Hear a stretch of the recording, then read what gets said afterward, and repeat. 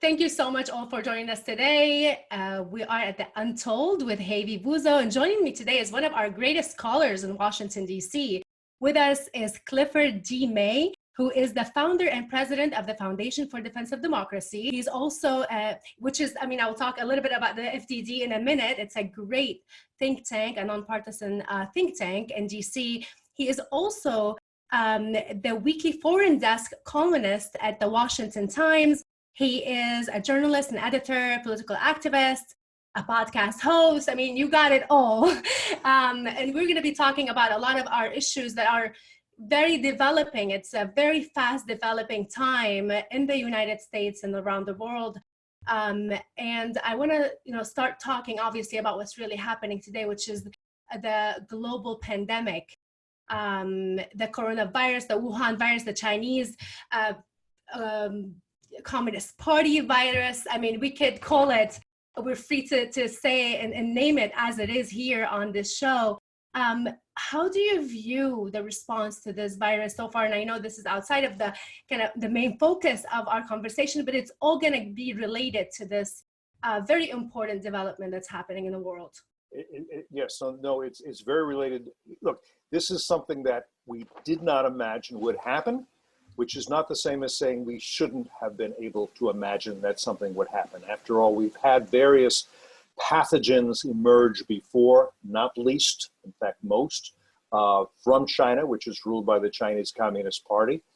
The various bureaucracies that deal with this, particularly the World Health Organization, but also I would say the Centers for Disease Control, National Institutes for Health, they might have thought, the chances aren't great that we could have a virus that is this infectious, this destabilizing to economies, to health, this endangering. But it could happen, just like a flood could happen once every 100 years. What do we have to have in place should that happen? Do we need to have stockpiles of masks and other personal protective equipment? Are there drugs we need to have? How would we deal with such a thing? We were not well prepared for this. There are all sorts of reasons we can go into, and some we know and some we don't, about why we're not prepared.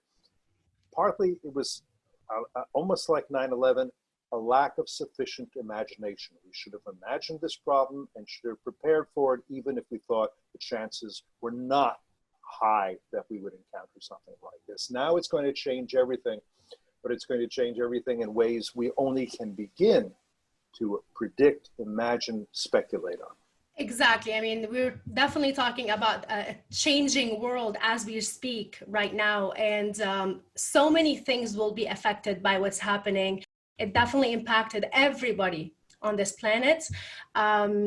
We need to kind of dig in more on how could this impact, like in the short term, let's say a country like Iran. And I'm going to start with Iran, because this is a regime that is very corrupt, the world's leading sponsor state of terrorism. And right now they're trying to take advantage of the situation, even though the country is in turmoil. I mean, it's a hot spot for the virus, and they're still trying to get their sanctions lifted. So they can continue to sponsor and support terrorism. I mean, this is as far as we're just seeing the pattern here, because we know of $1 billion that was given to the regime that was just gone missing. We know of another $170 million that was used for tobacco. I mean, we know of a lot of things where this regime does not care about its people and will continue to do what it was founded to do, which is export their Islamic revolution. Tell me what you think. Well, I mean, I agree with everything you've just said there. The regime is trying to use this as an excuse to lift sanctions, and not just lift sanctions, but also to get money from the IMF, not least $5 billion that it could use for economic stimulus. But at the same time, it is not using the funds it has. It's not saying at this point, well, at least for a while, we need to not support various terrorist groups. We need to absolutely tell the Americans, you don't need not to worry. You have troops in Iraq that are trying to fight the Islamic State there. They're in no danger from us. We're not going to kill Americans while we're asking for American help and American money. No, they say we may go on with that as well. They're continuing to do and to escalate their nuclear weapons development, their missile development. They support Hezbollah, they support Hamas, they support Palestinian Islamic Jihad. All of this, they've not called a ceasefire. I'm not saying surrender. I'm not saying they should have peace negotiations, but just maybe a ceasefire because they have really a tough situation. Nevertheless, you've got an echo chamber in the West saying, oh, we need to lift the sanctions. We need to give them some money. We can't really ask them to do all these things I'm saying, like no longer support terrorism.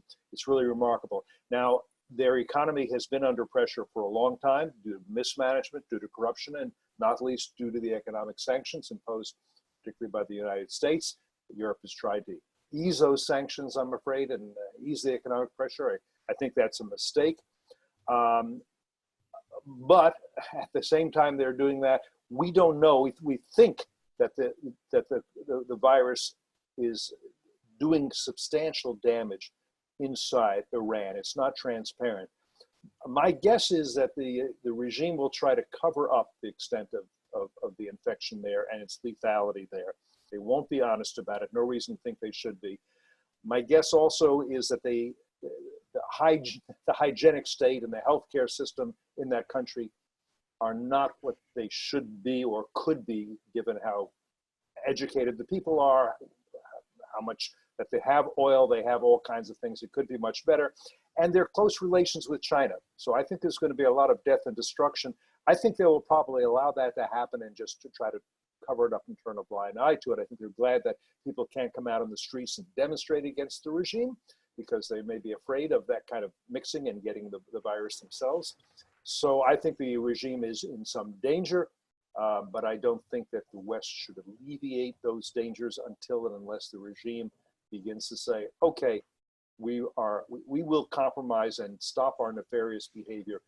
What we cannot be doing is paying the medical bills of Ayatollah Khamenei so that he can continue to fund terrorism and nuclear weapons development. When you're talking about the echo chamber that this regime has, and this is a question that keeps kind of coming back to me, at least. Why do they continue to advocate for a policy that failed miserably during the Obama administration time? What's the reason? It's kind of like, talking about Einstein's, description of insanity. It's like you do the same thing and expect different results. Why are they insisting on wanting to help a regime that is going to do nothing but its old ways? I mean, that's what this revolution was founded for. Right. And that's exactly right. I would say the echo chamber consists not least of people who were in the Obama administration and loyal to the Obama administration, who believe that the JCPOA, the Joint Comprehensive Plan of Action, was the solution to the whole problem. They will argue, I think they're entirely wrong, that, the JCPOA, the Iran deal that President Obama cut with Iran's rulers, that prevented the development of nuclear weapons. That's simply not true. It may at most have delayed their development of nuclear weapons. It certainly didn't stop it, and it bribed them for a while. But the sunset clauses, in other words, the restrictions on Iran, begin to sunset, begin to phase out as soon as this very October. I mean, it was a way, frankly, for President Obama to kick the can down the road, say to the Iranians, look, I don't want you developing nuclear weapons and having a nuclear weapon and using those nuclear weapons either to threaten or blackmail or kill under my administration. After that, it's going to be somebody else's problem. And so he had to have a deal. I think the Iranians really understood he had to have a deal. They didn't have to have a deal. Once the Iranians understood he had to have a deal, they made no more concessions. Keep in mind, there were serious sanctions that brought the Iranians to the table in 2013. You had an interim agreement. Sanctions were lifted. From that point on, it was clear that they were not going to have pressure continue on the Iranian regime, that Obama had to come back with a deal. He couldn't say it didn't work out.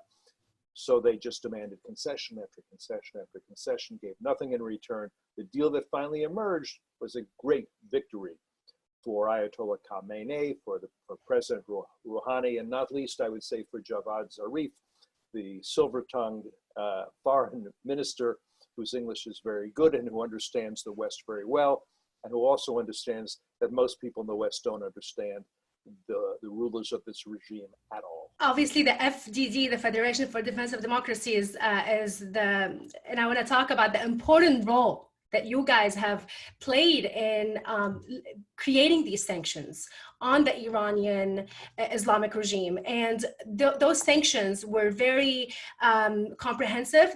Like you said, they brought the regime into the negotiating table before, during the Obama administration, because also the FDD is a nonpartisan think tank. And now with this administration, your role has been tremendous in advising on where and how to sanction this regime. And we saw the effect of those sanctions on the regime. We didn't create the sanctions. What we've done is to do research and provide advice on where people think of sanctions. Okay, you just say we're not going to have trade with you. It's much more complicated than that. You want to look at specific industries, organizations, and individuals that are involved in nefarious activities like terrorism.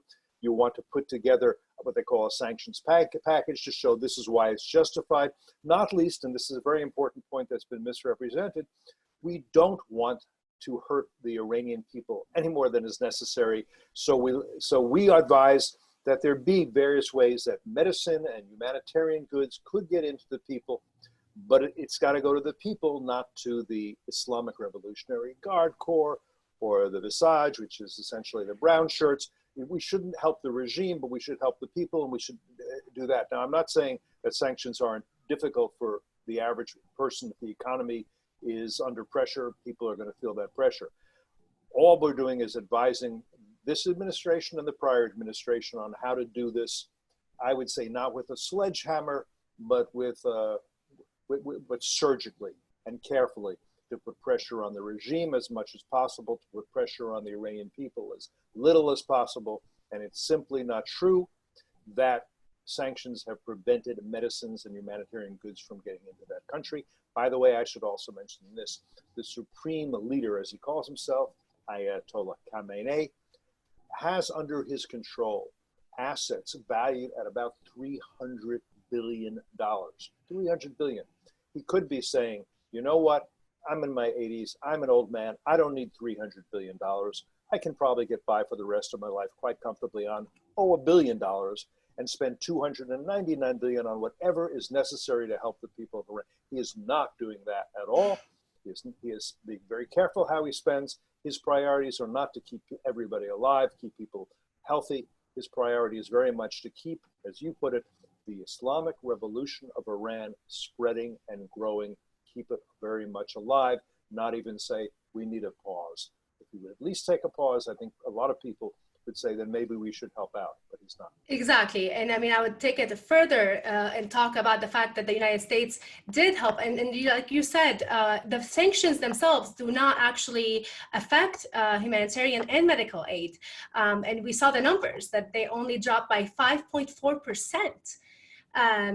From 2018, 2019. I mean, we're talking about, there's not much of a difference. The only difference is that the regime is unable to continue sponsoring its proxies, its terrorist militias that have been doing nothing. It still does, but it has fewer resources to do that. And since money is fungible, we shouldn't be providing more resources so they can more fully fund their terrorist activities, their spread of the revolution, their nuclear weapons development, their missile development. We don't want to be encouraging that or funding that for them. Absolutely. And there's a lot of, many Iranians inside of Iran and outside of Iran who support the American sanctions because this the lift of sanctions did not, according to many accounts, did not make their life any better. Actually, the opposite. We saw the people protesting in the streets prior to the spread of the coronavirus, of the CCP virus, as we would call it. So what we're seeing here is that now we know that Iran is a country that has a problem with CCP virus. The regime is asking for sanctions to be lifted, yet it's refusing the help that was offered by the United States to support its people in a humanitarian and medical way. Doesn't that make this regime even more naked in front of everybody who's trying to advocate on its behalf internationally, including European countries? Yeah, and they're still not getting it. And an example of that should have been very clear to them is they had an agreement with Médecins Sans Frontières, Doctors Without Borders. There are Doctors Without Borders agreed, I think it was in Isfahan, to open a hospital for them to treat victims of the virus. And they said at the end, no, we don't want you to do it. We don't need foreigners. We don't need infidels. We have whatever we need, they said, and we're not going to let you in. Now, Doctors Without Borders, I know the organization well. I've seen them operate in Africa. They're very independent. They tend to be quite left-wing. They're probably, I bet you go to anybody at Doctors Without Borders and say, what do you think? Should we give them economic aid and lift sanctions? They'd say, absolutely. Even Doctors Without Borders, they wouldn't allow to help them and to operate. So it's very odd and kind of disappointing that our European friends and too many people here in the United States, too many people in Congress don't understand that it's just that we shouldn't, it is not a good idea to throw money at this regime until and unless it begins to show signs of serious reform, which it has not to date. But that leaves that, with the problem, the fact that this regime is continuing to spread the virus in the entire region. We're talking about countries like Iraq, Syria, Lebanon, where we don't even know the numbers because there's no transparency, but there are cases, many cases, according to the people on the ground. So how could we balance this out where the regime is refusing to help its people, wants to exploit this to get more cash to support its revolution, but at the same time, we don't want to allow this virus to continue spreading? I mean, it becomes a dilemma. It becomes a dilemma, and there's only so much we can do, and we're going to see a lot of suffering in places like Syria, which we've already seen 500,000 deaths under Bashar Assad, with assistance from the Islamic Republic of Iran and from Russia. Cities that were great cities like Aleppo, absolutely just rubble today. Yes. There's going to be tremendous suffering and carnage, I think, throughout much of the Middle East right now, especially where borders cannot be closed. People like to say the virus doesn't respect borders. It's not that. The virus has to be carried across the border by a person, maybe by a bat, I don't know, but mostly by a person. So we're seeing some pause, I would say, in globalization. As even in Europe, they say, well, maybe we do need some borders and some border controls, and maybe we do need to know who's coming into our city and whether they are bringing with them the virus. And like we said, this is all of the changes, a lot of the changes that we're probably going to be witnessing throughout the coming years because of what just happened. I want to talk about the United Nations and its organizations because there were so many examples of when the UN and its organizations have failed the world and did not do what it was founded for. There's a lot of allegations of corruption, but now we're talking about, we were seeing what happened with the spread of the virus. And the World Health Organization, which was founded for something like this. I mean, there was many mistake after mistake that this organization has done, including, not cooperating with the United States when the administration felt that this was a danger. World Health Organization said no. It kind of downplayed the risk of this virus. And now we're seeing also the political stance and how they're arguing with countries like Taiwan. They do not want to acknowledge the existence of certain countries because they probably have special ties to authoritarian dictatorships, such as the Chinese regime. I mean, this is a scary situation, and we know that the United States is the biggest funder to all of these organizations, and we can name them. I mean, we will talk about them one by one, but let's start with the World Health Organization. What do you believe our role should be at this point, now that we know where they stand? Well, we should be demanding reform of the World Health Organization. I think Dr. Tedros, its leader, who is not a medical doctor, by the way, I do think he should resign. I think what we know is that this organization, the World Health Organization, the US funding of it is 10 times that of China, 10 times. And yet Tedros and this organization has been very much taking its marching orders from the Communist Party of China. And it has failed very badly in this instance, not just making mistakes, but being dishonest. And I think as late as January 21st or 23rd, you have the World Health Organization echoing whatever China said, which is that this is not a danger, it's not communicable by humans, don't worry about it. They weren't prepared for it. There were all kinds of things they could have done that they didn't do. This organization has failed badly, and to simply continue to fund it and say, oh, well, maybe it'll do better. The other thing is to understand that the Communist Party of China has a strategy and is making an orchestrated, a concerted effort to take over various UN and other transnational, international organizations. When an American goes to work for an international organization, a UN organization, I think that American generally feels, okay, now I'm an international civil servant, and I have my highest obligation is to this organization and to the global community.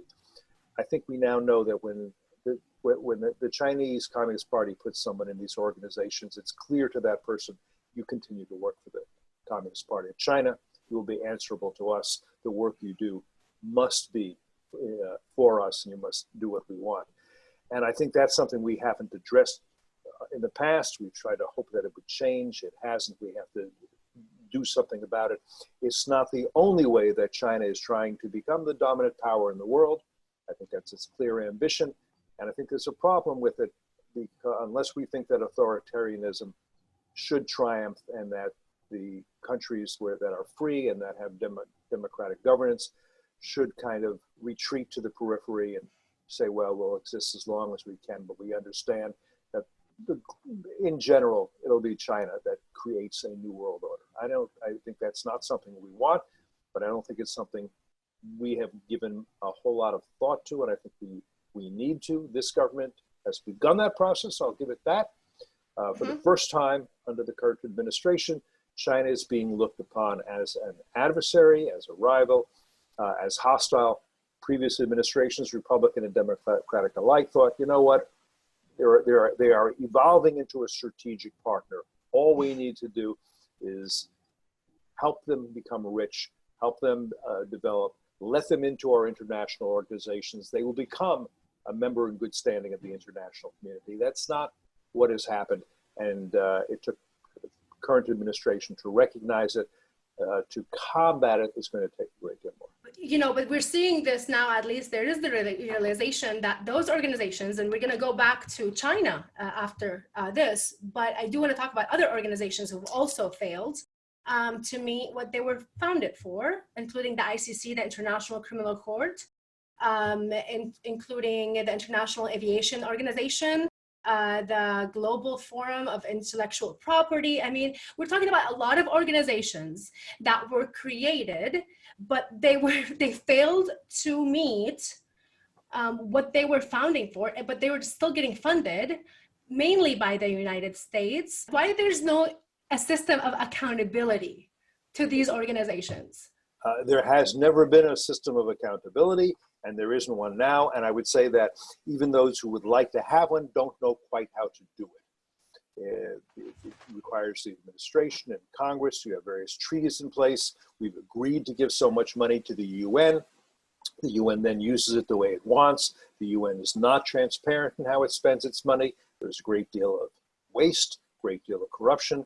And we have not figured out a way to deal with all this. Some organizations, UN organizations, we can simply say, okay, we're not participating in. Doesn't mean we're not paying for them, because if it comes out of general funds, we still give those general funds. We can cut those somewhat, but it's not so easy. We have a treaty with the UN that makes it difficult. You have Congress people who say, it's not so bad. We don't want to cut off the funds. So we have only so much leverage to get reform done. We haven't successfully gotten the UN to reform. It's gotten bigger and worse, I would say, over time.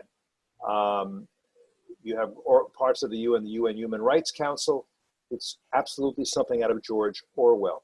It is the worst human rights abusers in the world get themselves a seat on that organization, and then they can't be criticized, and China's not criticized, Russia's not criticized, Cuba's not criticized, Venezuela's not criticized, the US is criticized, Israel is criticized, That's all. It is, but we're still paying for it. You have Interpol, which had It a seems Chinese. like if you're a democracy, you get criticized. If you're a dictatorship that you do not tolerate being criticized, then you don't get criticized. This is basically what the game that we've been seeing. That's why I say it's absolutely Orwellian. And there is some, you understand this, I understand there's some consciousness of this, but I don't think there's a strategy in place at this point to fix what seems to be obviously broken within the international organization. The various within the UN and its various entities. The International Criminal Court you mentioned, it's not directly UN, but it's affiliated. The woman who's the head of it kind of considers herself the Attorney General of the world. She's right now going after the US and going after Israel. Interesting, because neither the US nor Israel are members of the International Criminal Court.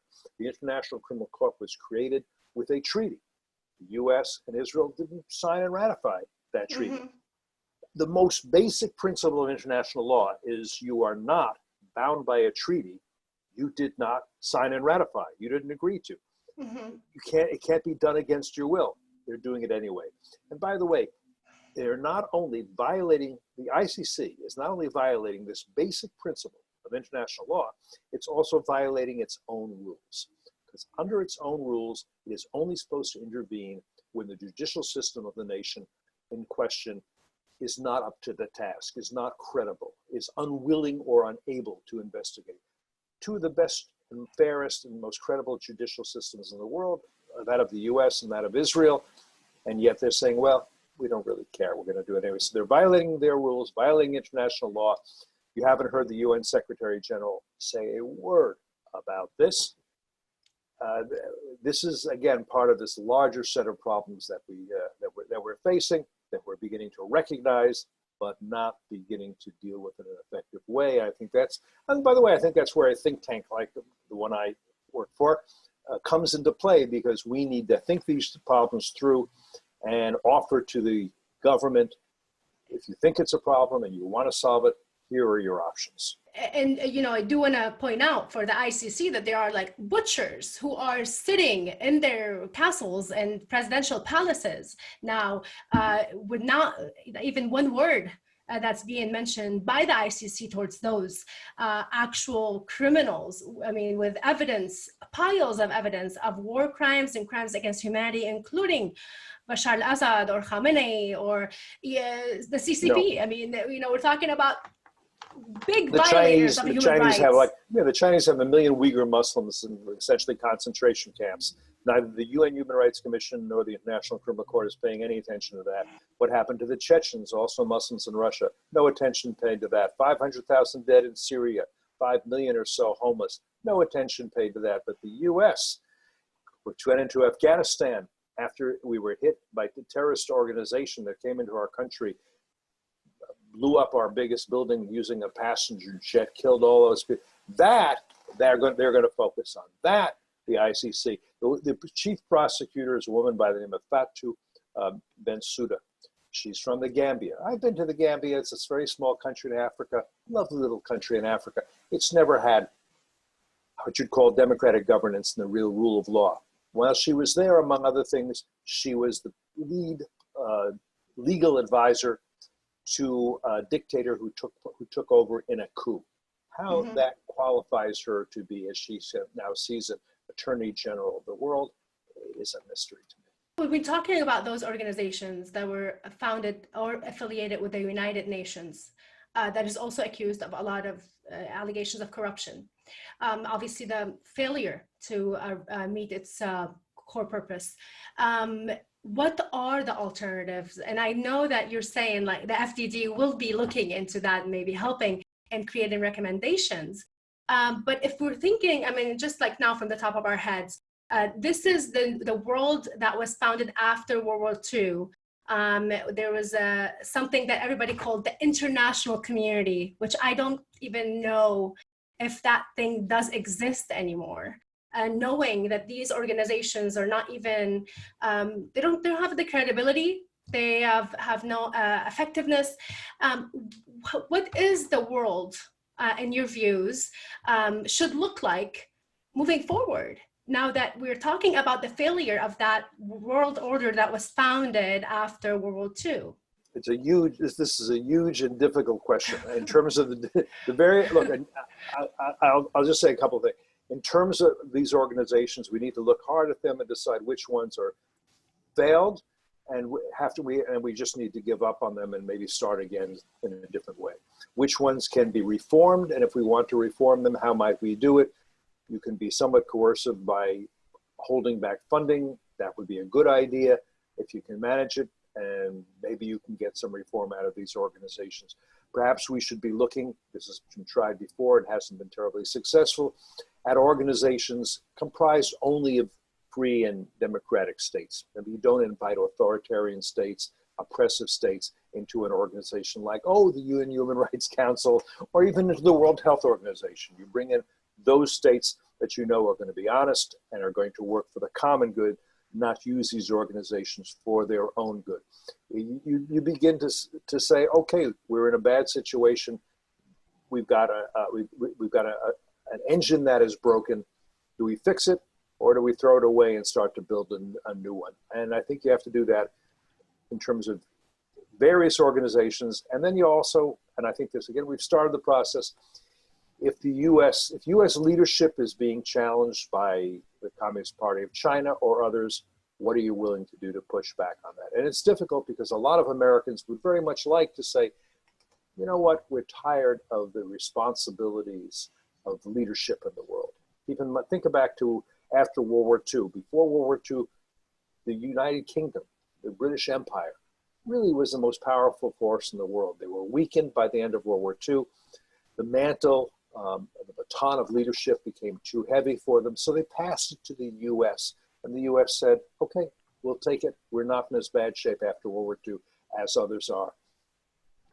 The problem is, at this point, if the U.S. wants to pass the baton, to whom? There are good nations, but they're not strong enough. You can't pass it to Denmark or Switzerland or France or even Germany. There are nations that are strong enough and want it, but they're not good nations, such as China, the Islamic Republic of Iran, Russia, perhaps. Various Islamic groups would say, yes, let us have all the power. So what do you do? This is a conundrum that the U.S. is in right now. And do you think President Trump is willing, who, has said, America first? This is his motto. Now, America first, but the world, is still very connected. We saw what's happening. This virus came out of Wuhan, China, and now everybody in the world, our lives, everybody has been affected by this. So I think Trump is pulled in two directions. On the one hand, he says America first, which carries an isolationist tinge. Let's worry about America and not everyone else. Mike Pompeo would say if he were here, look, America first doesn't mean America alone or America only. It just means every country has to care most and first and foremost for your own people. You're in an airplane and the masks drop down, you put on your own mask, and then you put the mask on with the kids in the seats next to you. So you have to worry about that. So I think he's pulled that way. But America first, on the other hand, is make America great again. Make America great again means assuming the burdens of leadership in the world, of leading the free world, of making sure the free world is not endangered overly, is not destroyed by the unfree world, the authoritarian states who believe, by the way, I don't think we always understand this, in authoritarianism. There's a tendency, kind of an idealistic tendency, to think that unfree states aspire to be free. They just haven't gotten there yet. They're going in the right direction. That's why if we give them money, if we make them richer, pretty soon they'll want what we want. They'll want to live like we want. People become rich. They want political power. They want freedom. It'll all be fine. We know that's not actually the case. China proves it. The theory that if we just enrich China, it would become freer and more like us and more responsible and more moderate, more liberal. We've been trying that experiment since the 1970s when Kissinger and Nixon went to China. We now know that experiment was a failure. And we know that even from before the virus, China violated every international treaty They steal intellectual properties. That's why when we talk about the Global Forum for Intellectual Property organization is like, where are you from the Chinese stealing intellectual properties over and over and over again? To be fair, I want to be fair here and give credit where credit is due. What we're talking about here is the World Intellectual Property Organization, WIPO. The Chinese are the leading thieves of intellectual property in the world. They have stolen hundreds of billions of dollars of intellectual property from the US and anybody else they can over years and years and years, and we've allowed them to get away with it to the point where they may think this is an entitlement. The Chinese Communist Party tried to put their person as the head of WIPO, World Intellectual Property Organization. They did not do so because the US stood up to them. Instead, the head of WIPO is a Singaporean. I think that'll be much better. That was a victory, but and a lot of credit to the administration for getting that victory accomplished. It's mission accomplished, but it's one battle in a much larger war. Now we know that China has not been transparent about how this virus has originated. Many reports are coming out about this actually virus coming out of a lab, not from the wet market. Our journalists and international journalists have been kicked out of China. There are no free press. What should we be making of this? I mean, damage that was, I mean, everybody in the world is suffering because of this virus that came out of China, and China is not even willing to talk about how did this virus come about, where did it come from, what is going on? Right. There are individual Chinese doctors and journalists who have been very brave and who are trying to do the right thing. A number of them have disappeared and undoubtedly been killed. China, the Chinese Communist Party, has not been transparent, but worse than that, it's been dishonest a lot. I think you're also right. The initial narrative was that this virus came out of what's called a wet market in Wuhan. A wet market is a place where they sell wildlife for meat. That was what was seen. That story is looking increasingly shaky. The two most important virology laboratories in China are both located in Wuhan, very close to this market. We know that research was being done on bats and viruses in those laboratories. We don't actually know that bats were being sold in the wet markets of Wuhan. That's not clear. This does not necessarily mean that they were developing this virus as a biological weapon. Whether they were or not, I don't know. It certainly doesn't mean that they released this virus as a weapon. I don't think we have evidence of that. What is at least plausible is that they were working on viruses from bats in one or two of these laboratories, and the virus escaped. How does that happen? It happens through not great procedures. Bat urine, bat blood gets onto the uniform of somebody working there. They go out, they touch it, they become infected. Somebody else becomes infected. It essentially leaks out of the laboratory. I think over time that has been looking increasingly credible. We know that going back to about 2014, the US government already had reports that these laboratories were not as secure as they should be. And there was talk about how can we help them because this is a dangerous situation. We don't know whether they were developing, for whatever reason, experimental or others, increasingly infectious and lethal strains of viruses. We don't know exactly what they were doing. And as you say, they haven't been transparent, they have lied, they can't be trusted, and they are and should be held accountable to the extent they can be for deaths around the world from this and from people who will be impoverished by this. And by the way, they were also at the same time selling various kinds of medicines and equipment to people, making money off it. Some of that equipment turned out to malfunction and be no good whatsoever. They should be held accountable. The World Health Organization, in its current incarnation, will not do that. I'm not sure the Europeans want to. The Europeans have been thanking the Chinese as if they've done them good favors, which they haven't. But we need to, at the very least, understand what a bad situation this is that China's put us in. We've had other viruses come out of China over the years. They need to be, if they're going to be a good international citizen, they need to be taking precautions that they absolutely have not taken up to now. This is definitely one of those kind of unfolding issues of how the world is going to respond, and how could the people ask China for accountability after all of the damage and the suffering that has been spread around the world because of this virus that came from China. But what about our relationship with China moving forward? It's got to change, absolutely. Now, there are those who want to be, who want a very quick and very dramatic shift. And I'm not sure I'm in favor of that. What I would say is the first thing we need to examine, and I think FDD and other think tanks need to do it, is look at what I would call strategic products and strategic supply chains for which we depend on China. We should not depend on China for medicines, essential medicines. We should not depend on China for defensive goods that our military needs. We should not depend on anything that China might cut off as a way to punish us that we absolutely need. And I think we need to then diversify those supply chains, diversify our sources. We can be getting medicines from India, from Vietnam, from other places.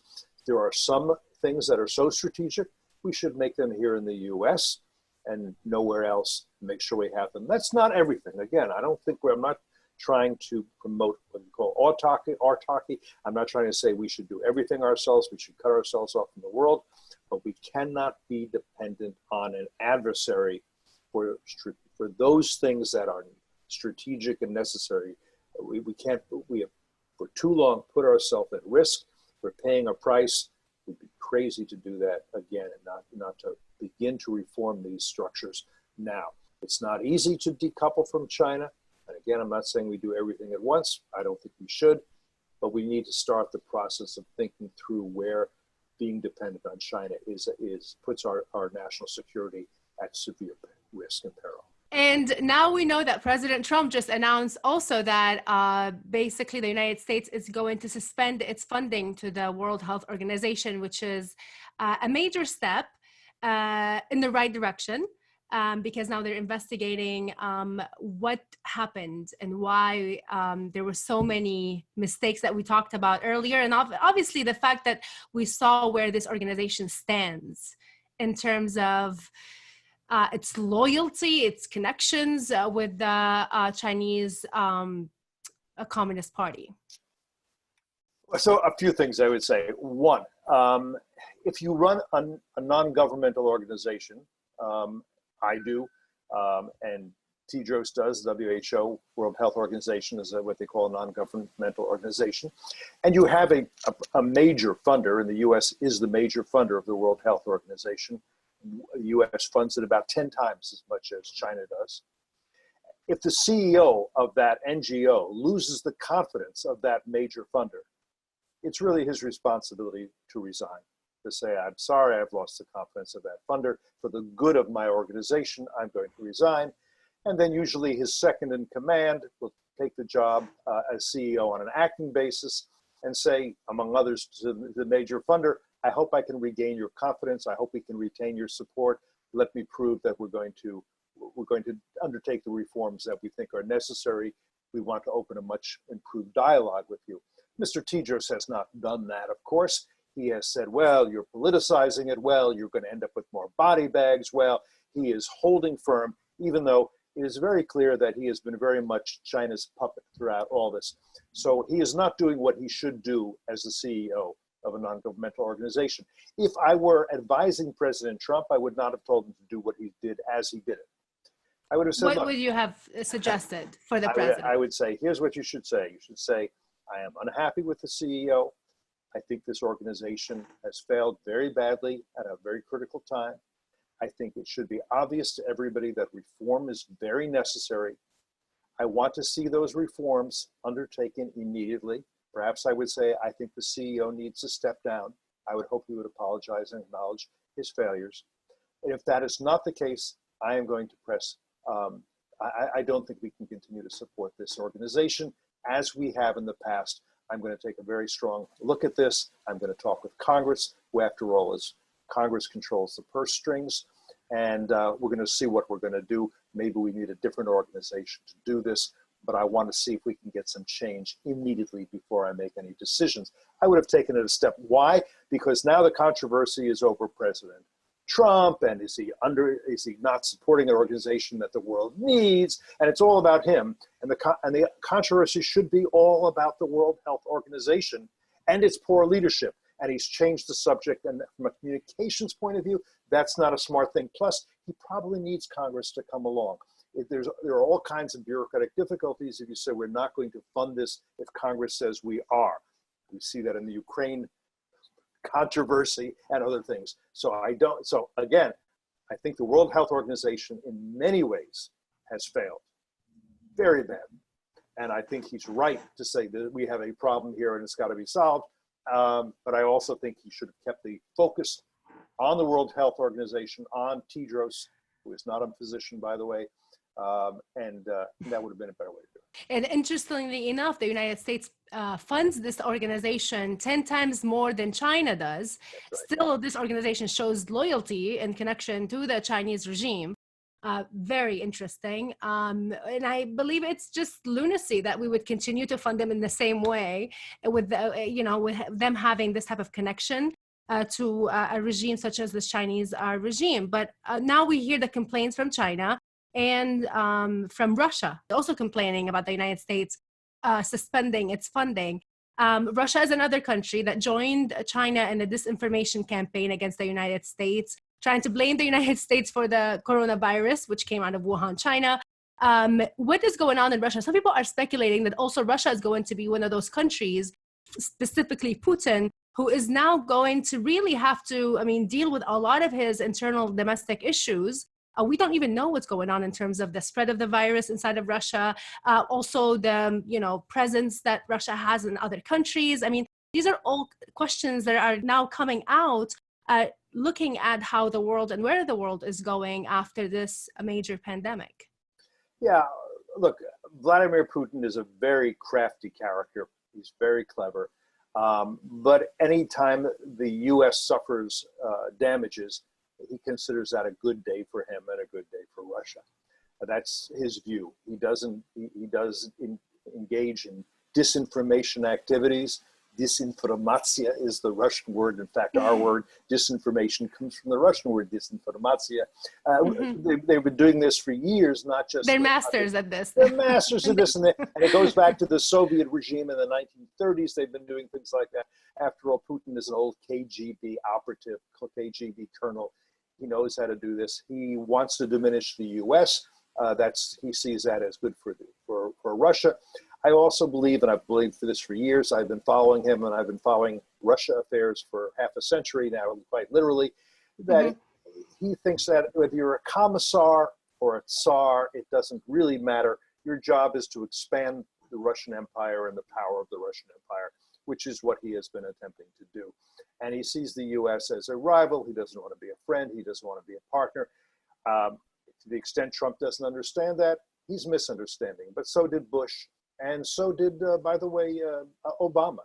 We still remember Obama saying to Medvedev, tell Vladimir, after my next election, this is my last election, I'll have a lot more flexibility. We remember the idea that Hillary Clinton went on Obama's instructions and said, we're going to reset relations with Russia.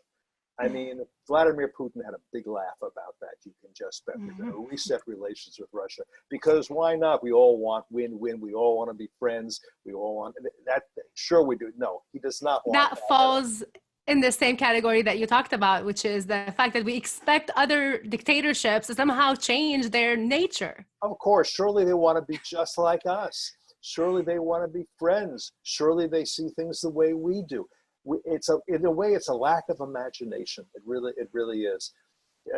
And I'll tell you, when I was going off years and years ago to be a foreign correspondent for the first time, an old hand at foreign correspondence said to me, I'm going to give you 2 words of advice. If you understand this, you'll be a good foreign correspondent.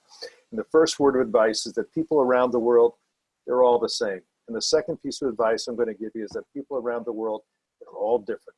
If you understand both those things, you can be a good foreign correspondent. Just going back a little bit to Russia before we conclude, domestically now, what do you, I mean, in your expectations, what could be happening and what type of health system do they have, if they have any? And what could that mean to Putin, with a country that's already, I mean, people are already angry in Russia because of the economical situation? I can't see how the economic situation doesn't get much worse, not least because the only thing that Russia exports other than vodka is oil, and oil is very cheap now, and that's going to be very hard on Russia. Of course, the price has gone up somewhat. There was a feud, as you know, between Russia and the Saudis over the price of oil and how much they were going to pump, and that seems to have been straightened out, and the price of oil may come up a little bit, which will be better, actually, I think, certainly for Russia. I think it'll be better for U.S. producers as well. Hard to say, but Russia's economy is under considerable pressure at this point. It's not good. The health system is not wonderful. It never has been. It certainly wasn't in Soviet times, I would say. You didn't want to go into a Russian hospital. When I lived there a bit as an exchange student, you didn't want to go in for an operation if you could avoid it. And we don't have transparency, as you suggest, with what's going on with this virus and what extent it's spreading. Now, Russia is a hugely large country, but I would expect someplace like Moscow, it could end up as a hot spot quite easily, less so if you're maybe in Omsk or Vladivostok or something. But who knows? I don't know how much Chinese... like suburbias. Suburbia, or the countryside, that sort of thing, where it's spread out. Maybe there's less, I would say, interchange with other parts of the world. But where you've had visitors from either China or Italy, or you could have it. Anyhow, we don't know. I think it could be a big problem. We may know at some point, but we don't wait. Thank you so much, Clifford D May, for all of the insights and your opinion, sharing with our audience about all of these developing and very important issues that are affecting the entire world and us here in the United States. I would love to have you again on sometime soon as well. Good to be with you, Hayvi. Take care. Be well.